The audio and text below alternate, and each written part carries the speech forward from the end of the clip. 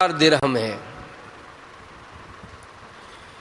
تو یہ خبر سن کر آپ کو بہت افسوس ہوا، چنانچہ آپ رحمۃ اللہ تعالی علیہ نے اس سپہ سالار کی اصلاح کی کوشش کا ذہن بنایا اور اپنے یہاں اس کو دعوت دی۔ آپ رحمۃ اللہ تعالی علیہ نے باورچیوں کو حکم دیا کہ پرتکلف کھانے کے ساتھ ساتھ جو شریف کا دلیہ یہ بھی تیار کیا جائے۔ خلیفہ کے پاس جب وہ سپہ سالار حاضر ہوا تو آپ رحمۃ اللہ تعالی علیہ نے قصدن یعنی جان بوجھ کر کھانا منگوانے میں تاخیر کی۔ اب سپہ سالار کو بھوک لگی ہوئی تھی تو اور زیادہ چمک اٹھی بھوک۔ اب جیسے ہی کھانے کا وقت ہوا تو امیر المومنین نے پہلے جو شریف کا دلیہ منگوایا۔ اب سپہ سالار چونکہ بھوکا تھا لہذا اس نے دلیہ نکالا اور کھانا شروع کیا۔ جب پرتکلف کھانے آئے تو اس وقت سپہ سالار کا پیٹ بھر چکا تھا۔ تو امیر المومنین رحمۃ اللہ تعالی علیہ نے ان کھانوں کی طرف اشارہ کر کے کہا کہ ارے آپ کا کھانا تو اب آیا ہے، کھائیے۔ تو سپہ سالار نے کہا کہ حضور بس میرا پیٹ تو بھر چکا ہے، دلیے نے ہی میرا پیٹ بھر دیا ہے۔ امیر المومنین رحمۃ اللہ تعالی علیہ نے فرمایا کہ سبحان اللہ، دلیہ بھی کتنا عمدہ کھانا ہے کہ پیٹ بھی بھر دیتا ہے اور ہے بھی اتنا سستا کہ 1 درہم میں 10 آدمی پیٹ بھر کر کھانا کھا لیں۔ یہ کہہ کر نصیحت کے مدنی پھول لٹاتے ہوئے ارشاد فرمایا کہ جب آپ دلیے سے بھی گزارا کر سکتے ہیں، یعنی 1 درہم میں 10 آدمی کھانا کھا سکتے ہیں، تو روزانہ 1000 درہم اپنے کھانے پر کیوں خرچ کرتے ہیں؟ سپہ سالار صاحب، خدا سے ڈریے اور اپنے آپ کو زیادہ خرچ کرنے والوں میں داخل نہ کیجیے۔ اپنے باورچی خانے میں جو رقم بے تحاشا صرف کرتے ہیں وہ رضا الہی عز و جل کے لیے بھوکوں، حاجت مندوں، غریبوں کو دے دیجیے۔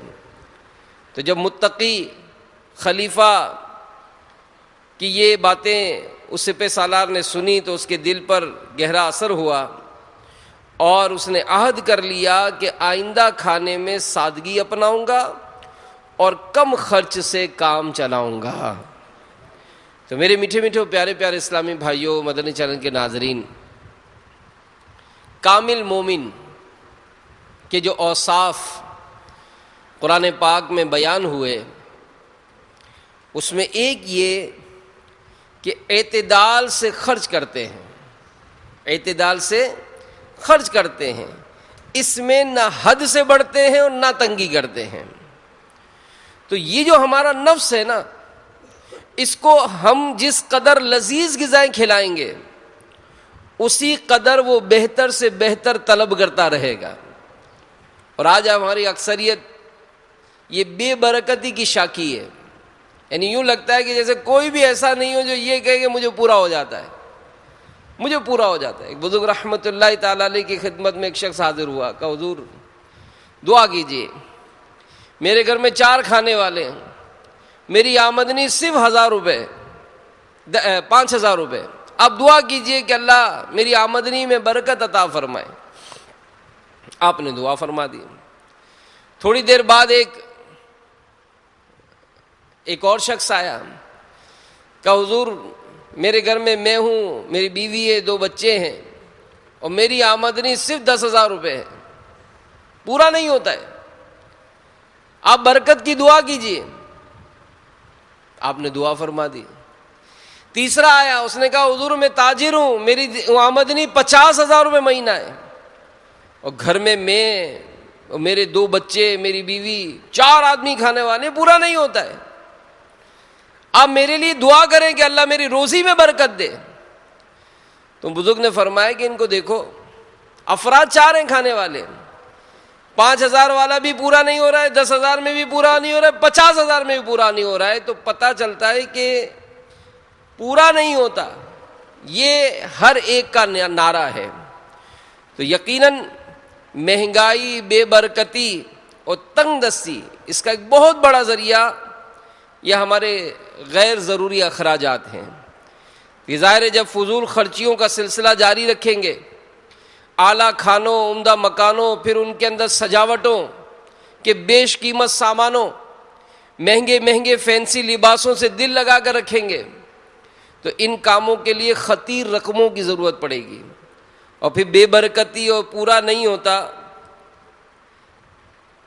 یہ اس کے قصے جو ہے وہ جاری رہیں گے.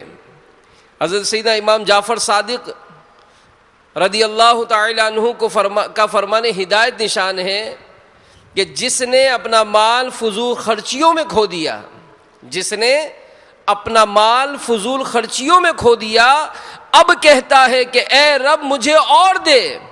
اللہ عز و جل ایسے شخص سے فرماتا ہے کیا میں نے تجھے میانہ روی کا حکم نہ دیا تھا؟ کیا تو نے میرا یہ ارشاد نہ سنا تھا؟ چنانچہ قرآن پاک میں اللہ تبارک و تعالی ارشاد فرماتا ہے والذین اذا انفقوا لم یسرفوا ولم یقتروا وکان بین ذلک قواما. ترجمہ کنز الایمان، اور وہ کہ جب خرچ کرتے ہیں نہ حد سے بڑھیں نہ تنگی کریں، ان دونوں کے بیچ یعنی اعتدال پر رہیں. تو بہرحال اگر قناعت ہوگی، ہر حال میں اللہ کا شکر گزاری ہوگی، سادگی کے ساتھ سستے کھانوں، سادہ لباسوں کو اپنا لیا جائے، فقط حسب ضرورت مکانات رکھے جائیں، بیجا سجاوٹوں، نمائشی دعوتوں کے معاملے میں خود پر پابندی لگائی جائے، تو خود بخود مہنگائی کا خاتمہ بھی ہوگا اور غربت رخصت ہو جائے گی. مگر یہ نفس کا کیا کرے کہ اس نفس اماری کی غلامی کا کیا علاج ہے؟ تو یہ جو اعتدال سنا نا ہم نے، اعتدال، میانہ روی. اعتدال دراصل نام ہے توازن کا، میانہ روی کا. ہم روز کھانا کھاتے، اگر کھانے میں، اس کو بڑی پیاری مثال دے کر سمجھایا گیا، ہم روز کھانا کھاتے ہیں، کئی ایسے جو کھانا کھا کے آئیں گے، کئی ایسے جو کھانا کھائیں گے جا کر، کئی ایسے عاشقان عطار ہوں گے، مرشد کے ایسے غلام بھی ہیں ماشاءاللہ جو پورا سال روزے رکھتے ہیں. یہاں بداوت اسلام میں ایسے ہیں 5 دن جو روزے جس میں نہیں رکھے جاتے، اس کے علاوہ اکثر روزے سے ہوتے ہیں الحمدللہ. تو اب اس کو بڑی پیاری مثال دے کر سمجھایا گیا کہ اگر کھانے میں نمک کی مقدار زیادہ ہو تو کیسا ہی پسندیدہ کھانا ہو، کیا ہمیں اچھا لگے گا؟ گلے سے نہیں اترے گا. اور کیسا ہی پسند کا کھانا بنا مگر نمک کم ہے، تو کیا خیال ہے؟ پسند آئے گا؟ پھر بھی پسند نہیں آئے گا. تو یہ توازن اور اعتدال کی بہترین مثال ہے. یہ بہترین مثال ہے کھانے نمک کی، کہ نمک زیادہ ہوتا ہے تو بھی پسند نہیں آتا، نمک کم ہوتا ہے تو بھی پسند نہیں آتا. تو اسی طرح آپ دیکھیں کسی کو، اگر آپ نے دیکھا ہو رسی پر چلتے ہوئے، ایک شخص بڑی سی گھاٹی ہوتی ہے، رسی باندھی اور چل رہا ہے اس میں. اب وہ ایک پیاری مثال ہے کہ اس کو بیلنس جو چلتا ہے نا، اگر ذرا سا بھی ادھر ادھر اس نے وزن آگے پیچھے کیا تو اس نے جانا ہے نیچے. لیکن دیکھتے ہیں کہ بڑا پرفیکٹ انداز سے وہ چلتا ہے. تو یہی اعتدال ہے، یعنی یہ جو چلنا ہے نا یہ اعتدال ہے، توازن ہے، میانہ روی ہے. تو یہ اعتدال ہمیں خدا کی ہر تخلیق میں نظر آتا ہے. ہمیں بار بار اللہ تبارک و تعالیٰ کی تخلیق اور اس کی قدرت میں غور و فکر کی دعوت دی جاتی ہے. اس کی ایک وجہ یہ کہ ہم اس وسیع و عریض کائنات میں موجود نظام اعتدال کا مشاہدہ کریں، دیکھیں ہم، اور اس کو سمجھیں کہ اللہ تبارک و تعالیٰ کے واحد و احد ہونے کے ساتھ اس کی عظمت و کبریائی کی گواہی دیں گے. تو ہمارے معاشرے میں خرچ کرنے، کھانے پینے کے بارے میں بہترین اصول و قوانین یہ عطا کیے گئے ہیں. اسلام الحمدللہ یہ دنیا کا واحد مذہب ہے جس نے دینی و دنیاوی ہر معاملے میں اپنے ماننے والوں کو بہترین اور زرین اصولوں سے نوازا ہے. جہاں اسلام نے ہمیں اپنے جسم و جان، اپنے اہل و عیال اللہ کی راہ میں خرچ کرنے کا حکم دیا، وہیں ہمیں یہ بھی تاکید و تلقین فرمائی کہ خرچ کرنے میں راہ اعتدال اور میانہ روی اختیار کریں۔ اللہ تبارک و تعالی قرآن پاک میں ارشاد فرماتا ہے، یا بنی آدم خذوا زینتکم عند کل مسجد وکلوا واشربوا ولا تسرفوا انہ لا يحب المسرفین، کہ اے آدم کی اولاد اپنی زینت لو جب مسجد میں جاؤ، اور کھاؤ اور پیو اور حد سے نہ بڑھو، بے شک حد سے بڑھنے والے اسے پسند نہیں۔ تو میرے میٹھے میٹھے پیارے پیارے اسلامی بھائیوں، مدنی چینل کے ناظرین، قرآن پاک کی جو ہم نے ابھی آیت سنی، والذین اذا انفقوا لم یسرفوا ولم یقتروا وکان بین ذلک قواما، اس کی تفسیر میں علماء فرماتے ہیں کہ اسراف جو ہے، فضول خرچی، یہ معصیت میں خرچ کرنے کو کہتے ہیں۔ ایک بزرگ رحمت اللہ تعالیٰ علیہ نے کہا کہ اسراف میں کوئی بھلائی نہیں، اسراف میں کوئی بھلائی نہیں۔ تو دوسرے بزرگ رحمت اللہ تعالیٰ علیہ نے کہا کہ بھلائی کے کام میں اسراف ہوتا ہی نہیں ہے۔ امام حسن رضی اللہ تعالیٰ عنہ یہ لوگوں کی کثرت سے دعوت کرتے تھے، تو کسی نے کہا یا شیخ لا خیر فی الاسراف، کہ فضول خرچی جو ہے، جو آپ لوگوں کو دعوتیں دے رہے ہیں، تو اس کام میں کوئی اس میں اسراف جو ہے، اس میں کوئی خیر نہیں ہے۔ تو آپ نے جواباً ارشاد فرمایا لا اسراف فی الخیر، کہ نیکی اور بھلائی کے کاموں میں اسراف نہیں ہوتا ہے۔ تو بہرحال میرے میٹھے میٹھے پیارے پیارے اسلامی بھائیوں، یہ تنگی کے بارے میں حضرت عبداللہ بن عباس رضی اللہ تعالیٰ عنہما فرماتے ہیں کہ اس سے مراد یہ ہے کہ بندہ اللہ تعالیٰ کے مقرر کیے ہوئے حقوق ادا کرنے میں کمی کرے۔ مروی ہے کہ جس نے کسی حق کو منع کیا اس نے اختطار یعنی تنگی کی، اور جس نے نا حق میں خرچ کیا اس نے اسراف کیا۔ تو بعض مفسرین کا قول ہے کہ اس آیت میں جن حضرات کا ذکر ہے وہ سید المرسلین صلی اللہ تعالی علیہ وآلہ وسلم کے بڑے بڑے صحابہ کرام علیہم رضوان ہیں، جو لذت اور ناز و نعمت میں زندگی بسر کرنے کے لیے کھاتے، نہ خوبصورتی اور زینت کے لیے پہنتے، بھوک روکنا، ستر چھپانا، سردی گرمی کی تکلیف سے بچنا، بس یہی ان کا مقصد تھا۔ تو بہرحال میرے میٹھے میٹھے پیارے پیارے اسلامی بھائیوں، مدنی چینل کے ناظرین، ہمیں اللہ کا پسندیدہ بندہ بننا ہے، ہمیں کامل مومن بننا ہے، تو اپنے اندر یہ اوصاف پیدا کریں کہ فضول خرچی سے اپنے آپ کو بچائیں۔ اسراف اور فضول خرچی کا مفہوم یہ ہے کہ خرچ کرنے میں حد شرعی سے تجاوز کیا جائے، جبکہ میانہ روی کا مطلب یہ ہے کہ ہر چیز میں درمیانی راستہ اختیار کرنا ہے۔ تو اسلام ہمیں ہر چیز میں اسراف و فضول خرچی سے رکنے اور اعتدال و میانہ روی اختیار کرنے کا حکم اور تعلیم دیتا ہے۔ خصوصاً خرچ کرنے میں احتیاط سے خرچ کرنے کی بہت تلقین ہے کہ اپنی ضروریات پوری کرتے وقت حد سے زیادہ بڑھ جانا یہ اسراف و فضول خرچی کہلاتا ہے، اور یہ معاشرے میں اس کی بہت ساری مثالیں ہیں۔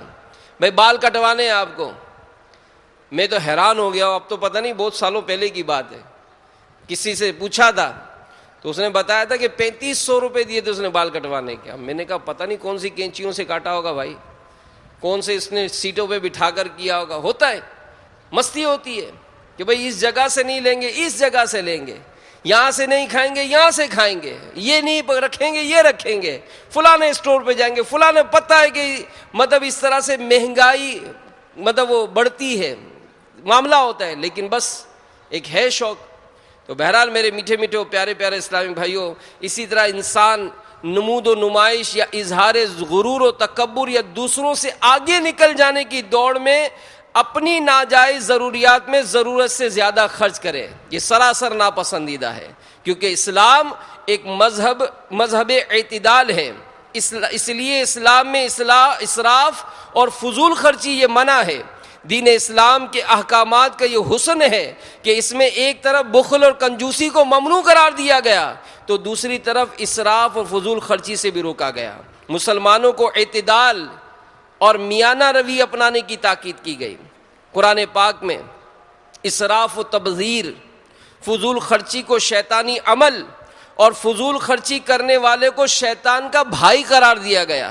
چنانچہ سورہ بنی اسرائیل پارہ 15 آیت نمبر 27 میں رب تعالی ارشاد فرماتا ہے ان المبذرین کانوا اخوان الشیاطین وکان الشیطان لربہ کفورا، بے شک اڑانے والے شیطانوں کے بھائی ہیں اور شیطان اپنے رب کا بڑا ناشکرا ہے۔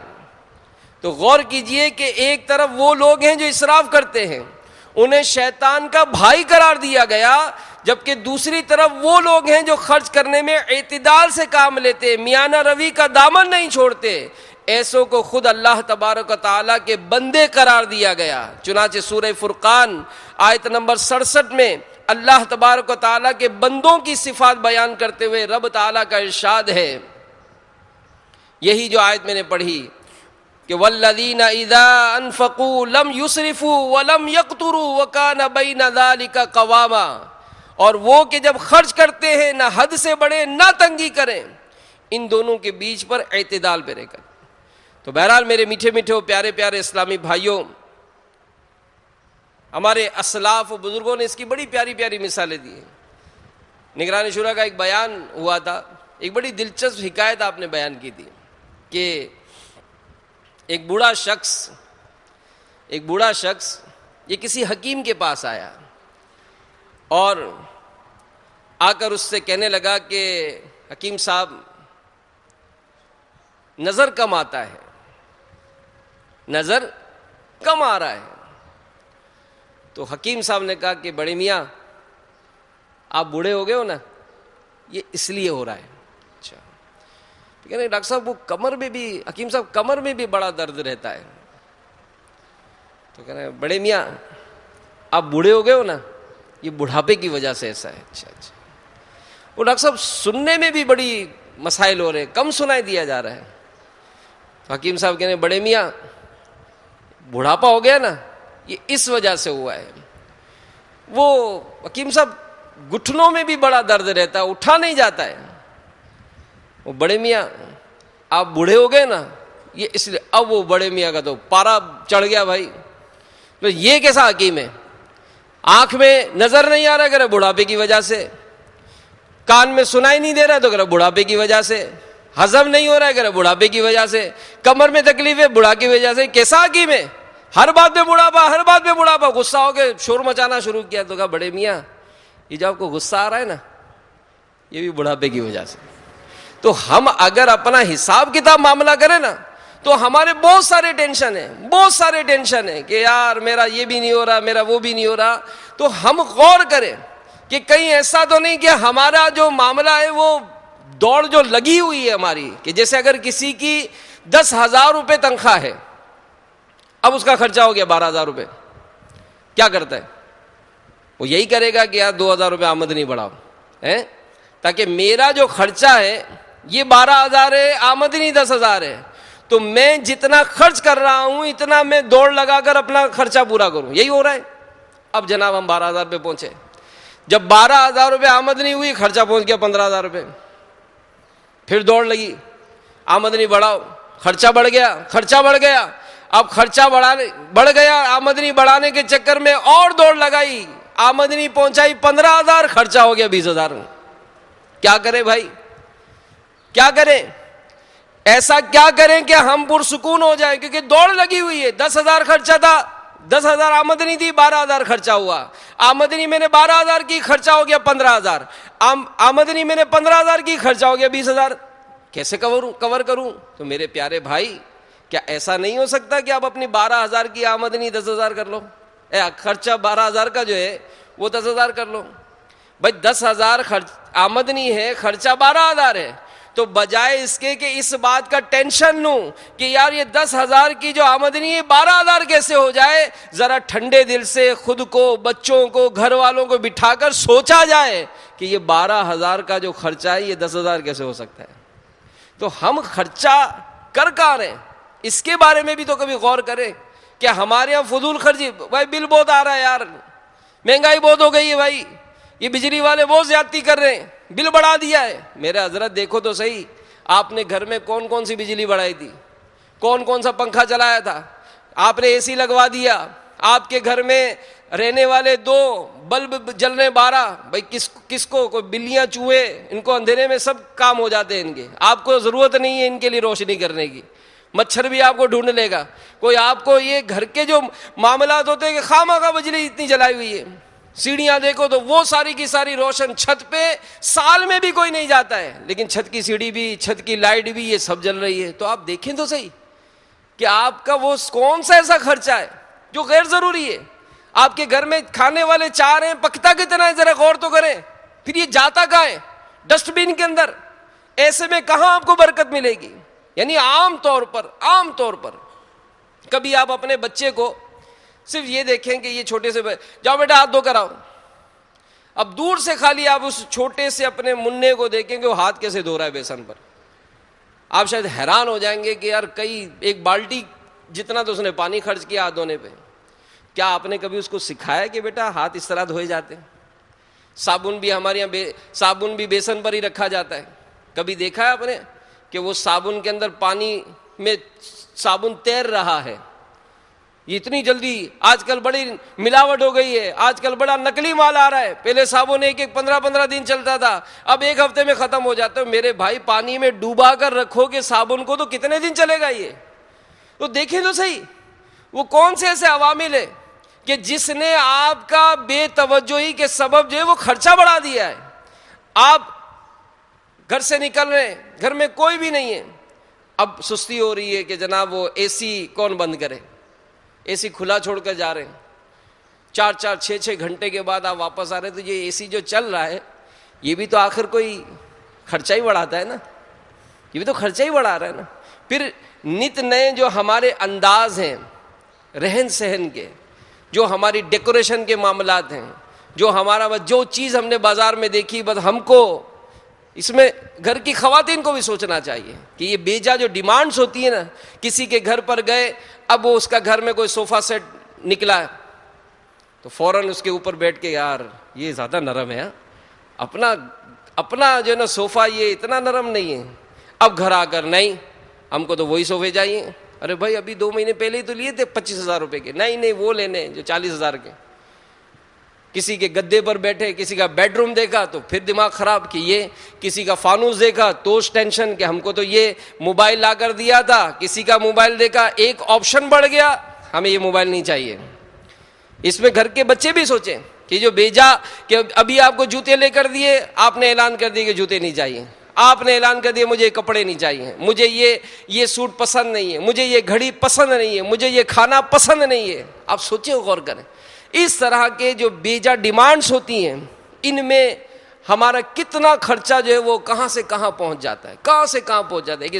ایک شخص امیر علیہ سنت یہی ملاقات فرمایا کرتے تھے, تو یہ اللہ کی رحمت ہے, اللہ ہمارے مرشد کو سلامت رکھے کہ انہوں نے دعوت اسلامی والوں کو ایسا لباس دیا ہے. میرا بارہا مشاہدہ میں کرتا ہوں, کئی ایسے کو جانتا ہوں جو کروڑ روپے کے مالک ہیں, کروڑ پتی کہیں گے, بہت بڑی پارٹی ہے, لیکن دعوت اسلامی میں رہ کر وہ سفید لباس ہی پہنتے ہیں. اور ایک ایسا ہے جو بالکل مطلب وہ عام سا ایک اسلامی بھائی ہے, شاید آمدنی اس کی 10,000 بھی نہیں ہوگی, وہ بھی سفید لباس پہنتا ہے. تو دعوت اسلامی میں الحمدللہ یہ ایک معیار دے دیا کہ لباس سے کوئی نہیں پہچانا جائے گا کہ بھائی یہ کروڑ پتی ہے تو یہ بے روزگار ہے, الحمدللہ. اسی طرح امامہ شریف ہے, کوئی ایسا نہیں ہے کہ بھائی یہ جو کروڑ پتی ہے یہ صاحب جو ہے نا وہ 10,000 والا امامہ باندھیں گے اور یہ جو کوئی طالب علم ہے وہ جناب 150 والا باندھے گا. نہیں, ایک ہی دے دیا ہے باندھے. تو ایک شخص جو تھا وہ امیر علیہ سنت سے ملاقات کے لیے آیا. اب اس میں بھی مستی ہوتی ہے, ایسا اچھی گھڑی پہنی نا تو پوری آستین والا لباس سمجھ میں نہیں آئے گا. اب جب پوری آستین والا لباس پہنیں گے تو میری گھڑی کون دیکھے گا؟ تو اس وقت جو نا ہاف سلیو پہنتے تاکہ وہ ذرا چھن چھن کرتی رہے تو لوگ دیکھتے رہے کہ وہ چمک دمک والی گھڑی پہنی ہوئی ہے. تو امیر علیہ سنت سے ملاقات کے لیے وہ آئے. اب ملاقات کے لیے آئے تو گھڑی جو وہ گھوم رہی تھی, تو وہ آئے اور باپا سے جب ہاتھ انہوں نے چوما اور ملاقات کی تو وہ گھڑی بار بار وہ یوں گھما رہے تھے. تو امیر علیہ سنت ہے تو ماشاءاللہ فوراً ان کا ہاتھ جب ملاقات ہو گئی نا تو ہاتھ پکڑ لیا اور پوچھا کہ یہ گھڑی بہت قیمتی لگتی ہے. بس یہ پوچھنا تھا تو جیسے اپنے پیسے وصول ہو گئے, پیسے وصول ہو گئے. تو فوراً کہا ہاں ہاں حضرت 25,000 روپے کی گھڑی ہے. اچھا 25,000 روپے کی ہے. تو کہا اس میں لائٹ ہے, بتی ہے اس میں؟ اب جیسے یہ پوچھا نا تو وہ ایک دم سٹ پٹا گیا نا, کیونکہ اس میں تو لائٹ تھی نہیں. تو امیر اہل سنت نے اپنی گھڑی دکھائی, میری گھڑی 250 روپے کی ہے, اس میں بتی بھی ہے. بس سمجھانے کے لیے, تھوڑا اس کو اس کا لیول نیچے لانے کے لیے کہ بھائی اگر ٹھیک ہے آپ کی ضرورت ہے, اللہ آپ کو اور برکت دے, گاڑی اچھی رکھنا, موبائل اچھا رکھنا, اچھی اچھی نیتوں کے ساتھ تو سب جائز ہوگا. لیکن اب وہ دکھاوا ہے, یہ اور آفت ہے, یہ اور آفت ہے کہ گھر کی اگر سجاوٹ اس لیے کی کہ بھائی وہ گھر میں ڈیکوریشن بہت کیا, جیسے ڈرائنگ روم ہے, اب پورے گھر میں ڈرائنگ روم بہترین ہوتا ہے, ساری ڈیکوریشن پیس اس میں رکھے ہوئے ہیں, لیکن خبردار گھر کا کوئی فرد بھی ڈرائنگ روم میں نہیں جائے گا, اس میں جانے کی اجازت نہیں ہوتی کسی کو. کیوں؟ اس میں مہمان آئیں گے. مہمان کب آتے ہیں بھائی؟ مہینے 2 مہینے میں کوئی آیا تو آیا. اب وہ سجا ہوا ہے پورا کمرہ, اور دوسرے کمرے جا کے دیکھو آپ کو ناک بند کرنی پڑے گی, الماریوں کے کپڑے باہر پڑے ہوئے ہیں, تو رضائیاں الٹی سیدھی پڑی ہوئی ہیں, تو الٹا صفائی کا کچھ بھی نہیں ہے. تو یہ سب کیا ہے کہ لوگوں کی واہ واہ, لوگوں کا یہ. تو اس طرح کے کئی ایسے معاملات ہوتے ہیں کہ جس میں بیجا خرچ کیا جاتا ہے, اور اس بیجا خرچ کرنے نے آج ہم کو کہیں کا نہیں چھوڑا ہے. بہت ساری فضول خرچیاں ہو جاتی ہیں. اسی طرح اگر مسجد میں بھی آتے ہیں تو ہمیں اس بات کا بھی احساس نہیں. مسجد میں ہم وہی 5 روپے دے رہے ہیں, بھلے نوٹ ختم ہو گیا تو سکہ ڈالیں گے. اور بھائی آپ کے بجلی کا بل جو ہے وہ گھر کا 1,000 کی جگہ 3,000 آ رہا ہے, تو کیا مسجد کا بجلی کا بل نہیں بڑھا ہوگا؟ کیا مسجد کی ضروریات نہیں بڑھی ہوں گی؟ نہیں, میں تو ہر جمعے کو 10 روپے دیتا ہوں. بس 10 روپے دیتے ہیں, اب 10 روپے آپ کا بچہ بھی نہیں لیتا ہے, تو تھوڑا بڑھاؤ نا مسجد کا بجٹ بھی. اچھا پھر ہماری عادت کیا ہوگی کہ اگر 6 نمازی نماز پڑھ رہے ہیں تو ہم کونے میں جائیں گے, ٹھک کر کے اپنا پنکھا الگ کھولیں گے. اور میرے بھائی جہاں 6 آدمی کھڑے ہیں, آپ ان کے ساتھ آپ بھی نماز پڑھ لو, ایک ہی پنکھے میں سارا کام ہو جائے گا نا. یہ نہیں ہوتا ہے, الگ الگ سب اپنا پنکھا کھولیں گے. بلکہ رات مجلس ائمہ کے تحت جو امام صاحبان کا تربیتی اجتماع تھا, امیر اہل سنت نے اس میں توجہ دلائی, نگران شورا نے توجہ دلائی کہ اذان ہوتے ہی سارے پنکھے لائٹیں سب کھول دی جاتی ہیں. تو امام صاحبان کو سمجھایا, مؤذن صاحبان کو سمجھایا, کمیٹی کے افراد کو سمجھایا کہ آپ یہ جو 15 منٹ ساری مسجد کے پنکھے کھول رہے ہیں, کیا اس سے مسجد کے بجلی کے بل پر اثر نہیں ہوتا ہے؟ پھر ہماری گورنمنٹ کی طرف سے اعلان ہو رہا ہے بجلی بچائیے, بجلی بچائیے. ہم میں سے ہر کوئی اگر ایک پنکھا کم کر دے اپنے گھر کا, کیا پورے ملک میں بجلی کا بحران کم ہوگا کہ نہیں ہوگا؟ ہوگا نا, ڈیفینیٹلی ہوگا.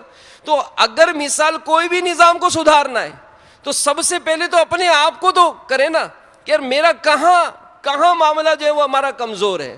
اس طرح کا گھر میں بھی معاملہ ہوتا ہے, ایک گھر میں یہاں سو رہا ہے, ایک گھر میں وہاں سو رہا ہے. بھائی دونوں اگر ایک کمرے میں سو جائیں تو 2 پنکھوں کی جگہ 1 پنکھا چلے گا نا.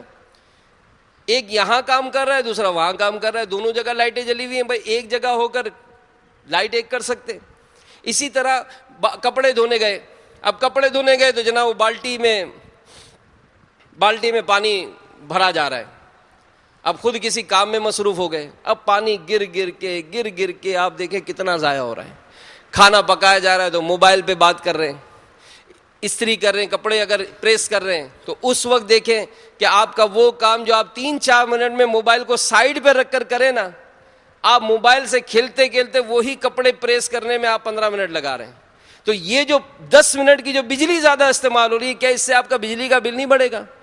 تو ایسے کتنے, اگر آپ چمچ دھونے کا اپنا منظر کبھی چیک کریں, کہ آپ جو چمچ کبھی دھونا ہو آپ کو کہ بھائی جائیں ایک چمچ دھو کر آئیں, اب ہماری عادت کیا ہوتی ہے, نل کھولا اب چمچ کو رگڑ رہے ہیں, چمچ کسی سبب سے اگر کوئی چیز اس میں سخت ہو گئی ہے اب اس کو رگڑ رہے ہیں. اب دیکھو تو صحیح آپ کی پانی کتنا ضائع ہوا.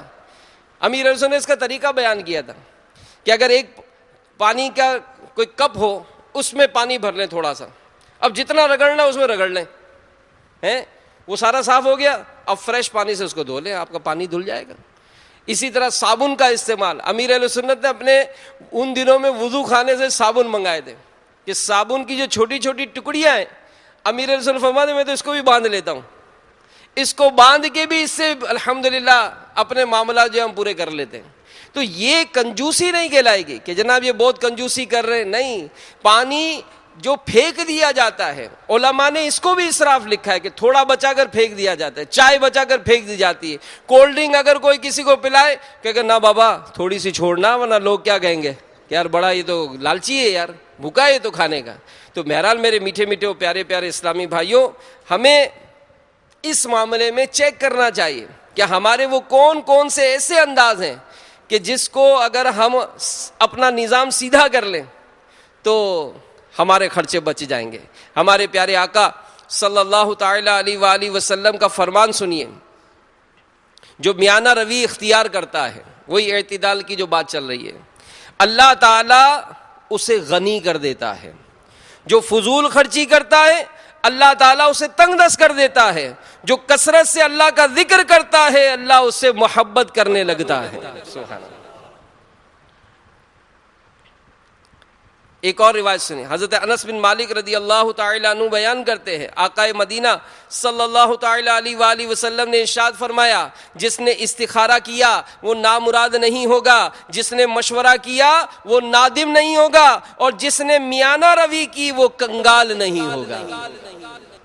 یعنی اس بیان کردہ آخری اور مختصر حدیث پاک میں حضور اکرم صلی اللہ تعالی علیہ وآلہ وسلم نے ناداری، غریبی، تنگ دستی جیسی خطرناک آفتوں سے بچنے کے لیے ہمیں خرچ میں میانہ روی اختیار کرنے کی تاکید فرمائی. اعتدال و میانہ روی کی تاکید کے معاملے میں اسلام تمام مذاہب سے ممتاز و منفرد ہے.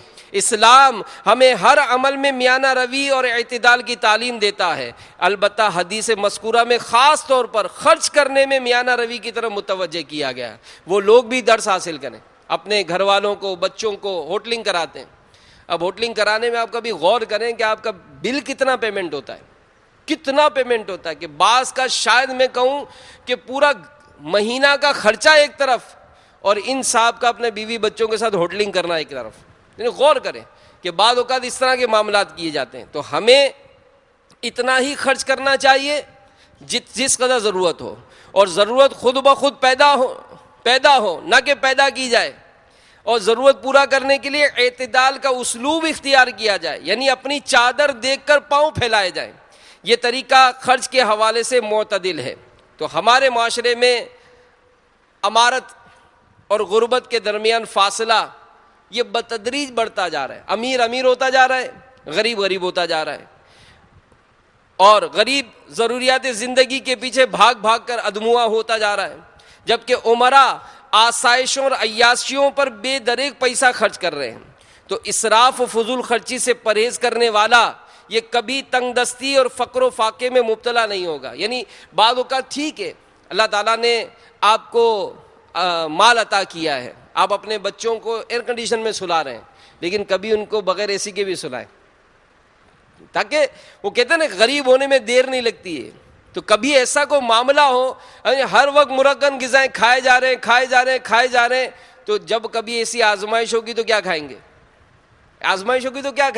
ہمیشہ لگژری گاڑیوں میں سفر ہو رہا ہے، کبھی لوکل میں بھی سفر کریں تاکہ تھوڑا سا اپنے آپ کو اس معاملے میں کنٹرول ہو جائے. ورنہ بعض اوقات ایسی کبھی آزمائش ہوتی ہے، اللہ آزمائش سے محفوظ فرمائے، مگر کبھی ایسی آزمائش ہوتی ہے تو وہ برداشت نہیں ہوتا ہے. تو میانہ روی کیسے اختیار کی جائے، اس کا طریقہ سن لیجئے کہ میانہ روی کا ایک طریقہ یہ بھی ہے کہ مال و دولت جمع کرنے سے گریز کیا جائے. ظاہر ہے جب مال و دولت کی کثرت نہیں ہوگی تو انسان خرچ کرنے کے معاملے میں ہر قدم پھونک پھونک کر اٹھائے گا.